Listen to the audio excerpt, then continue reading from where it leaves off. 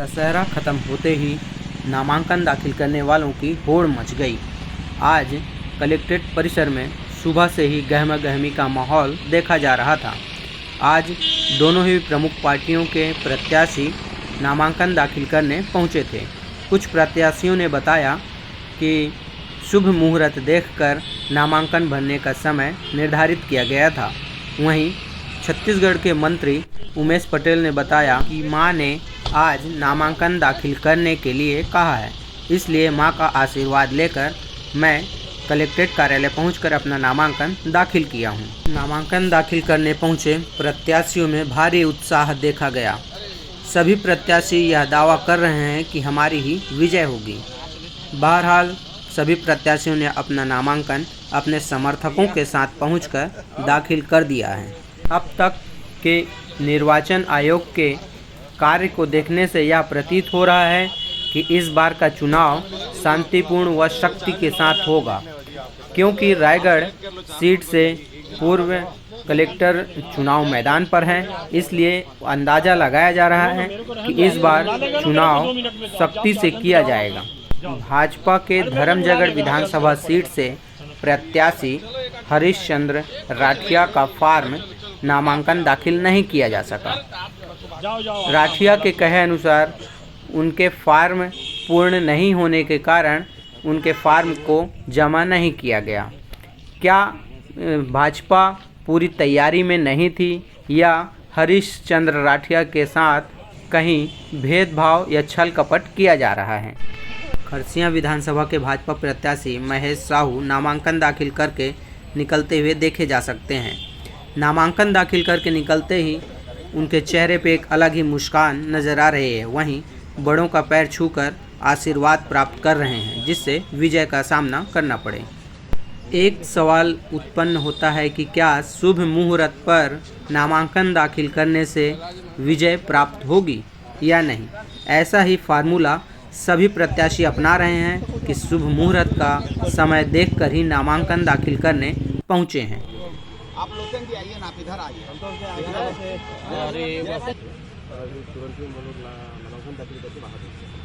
शुभ मुहूर्त कुछ ये इधर देखें ना, सामने देखिए। 11:45 से 1 बजे तक का हमारा शुभ मुहूर्त था। उस मुहूर्त के अंतर्गत हमने नामांकन दाखिल किया है। क्या लगता है जी आपको? बहुत बेहतरीन है, बेहतरीन है।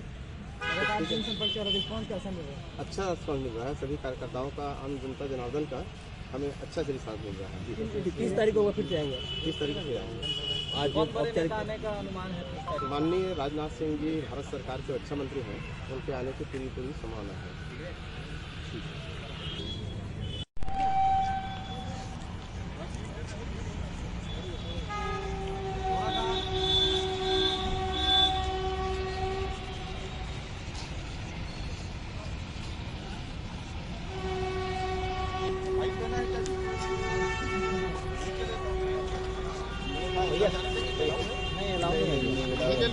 हाँ ये ले लेते हैं।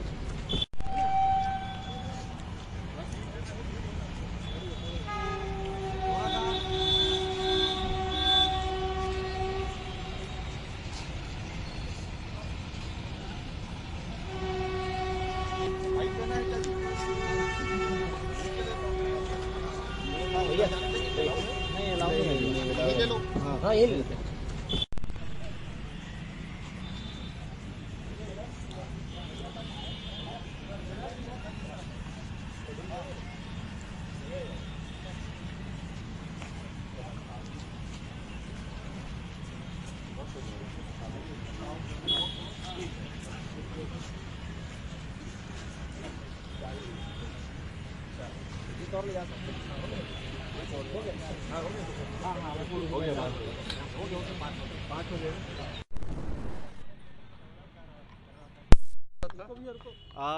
देखिए, मेरी माँ ने बताया था मुझे कि आज नामांकन भरना है और हर चुनाव में उनके कहने के हिसाब से मैं नामांकन भरता हूँ। तो इस बार भी उन्होंने कहा कि आज ही नामांकन भरना है, तो आज भरा है।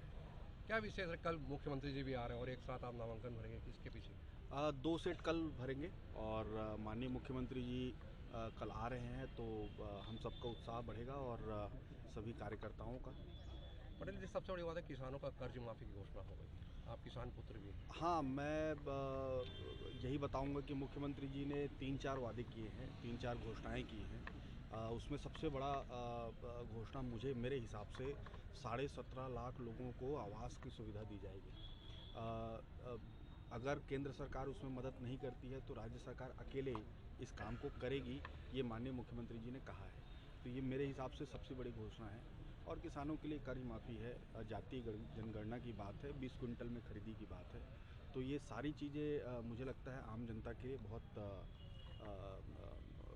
उनको बहुत काम आएगा। भाजपा ने प्रत्याशी बदला है तो उसको लेकर के क्या कुछ चुनौती मानते हैं या पिछले बार से हल्का मानते हैं? नहीं, देखिए, भारतीय जनता पार्टी एक मजबूत पार्टी है। यहाँ पिछले 3 बार से लगातार सरकार में रही है और इस बार उनको विपक्ष की भूमिका मिली है। लेकिन मजबूत पार्टी है और वो जो भी चुनौती जिसको भी कैंडिडेट बनाती है वो एक मजबूत चुनौती के रूप में सामने रहेगा और उस मजबूत चुनौती को हम लोग डट कर सामना करेंगे। Thank you. आप लोग इधर आ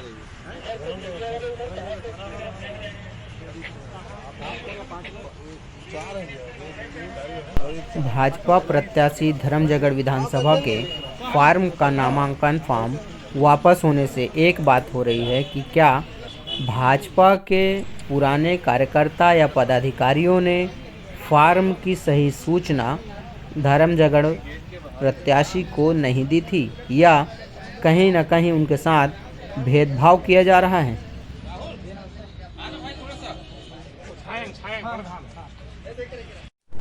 धर्मजयगढ़ विधानसभा के भाजपा प्रत्याशी वापस लौटते साफ साफ दिखाई दे रहे हैं।